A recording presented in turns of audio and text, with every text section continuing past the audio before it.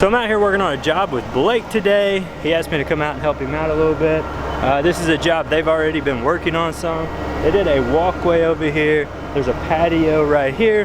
Right where the easy up is, we're actually going to be doing a fire pit and a seating wall right there today. The truck is already here. We were a little late getting here, so we're trying to get everything prepped while the truck is already here. Don't you just love having guys standing around and talk to cameras? My favorite part of the day. Trying to work while everyone else films. You gotta do that while I'm carrying 2 shovels, not when I'm carrying 5 pieces of plywood. That's all he's done. You see all this plywood? I've carried it all down here. Got shovels down here. I carried it all down here by myself, all this plywood. Jeremy didn't do anything. He just carried 3 shovels, and I already had shovels down here. So that was a waste of time too.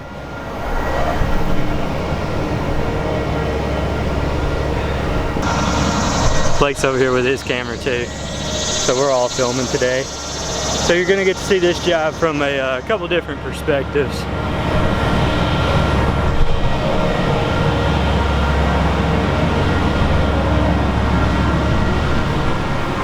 Game time, baby, game time! He had to put his man boots on.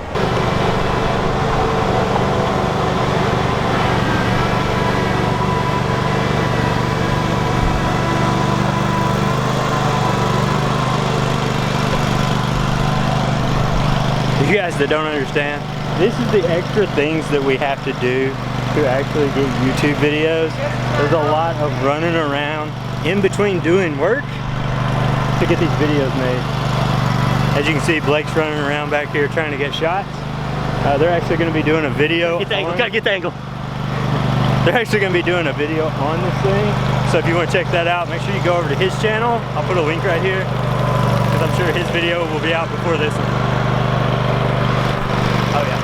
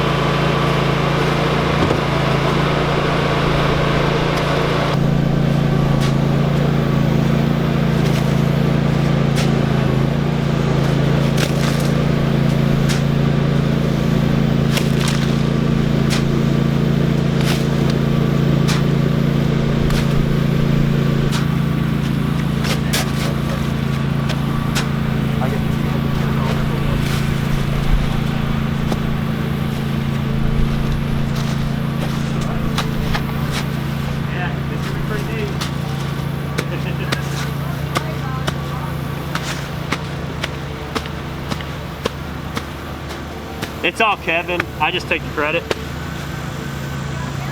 I agree with that. I did.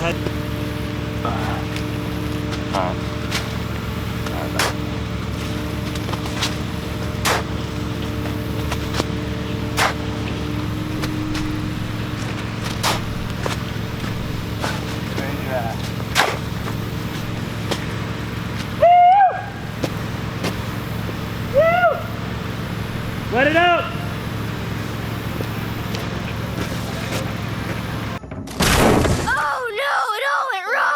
So this is kind of where everything really kind of went bad. If you couldn't hear right there at the end, I'm saying something about the concrete is feeling really dry, and then Blake kind of walks off to the side and does his little yell thing, and he's telling the guys up at the truck to start adding water. I did my typical thing whenever things start going bad like this. A lot of times the job is more important to me than the camera. So I got rid of the camera, I set it to the side, and I just tried to focus on the job and getting that stuff stacked as fast as I could. A lot of the problem that day was that the weather, we were, I think, 111 heat index that day. The actual temperature was like 98 degrees. So, you know, there was a lot of factors there of why this went bad, and unfortunately it went bad really fast. You know, technically we probably didn't have enough guys there with us. So in the end, we ended up with this giant clump of concrete behind the wall that we were building that we ended up just having to hammer out of there.